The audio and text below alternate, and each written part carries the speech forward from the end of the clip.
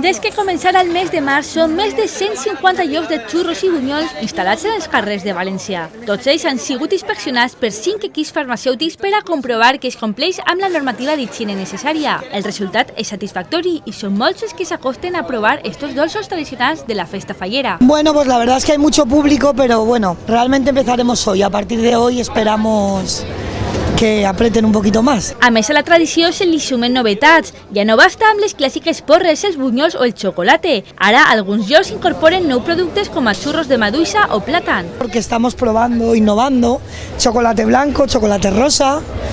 Muy bien, hay que renovarse, ¿no? Pero en Valencia estos días no todo chocolate con churros. Los food trucks han llegado para quedarse en el mercado central y es una iniciativa que parece que está gustando mucho entre los turistas. Pues nos parece bastante bien porque es una cosa diferente y tomas algo en un sitio diferente y al aire libre. Claro, todo es cuestión de implantarlo y que a la gente le guste y entre.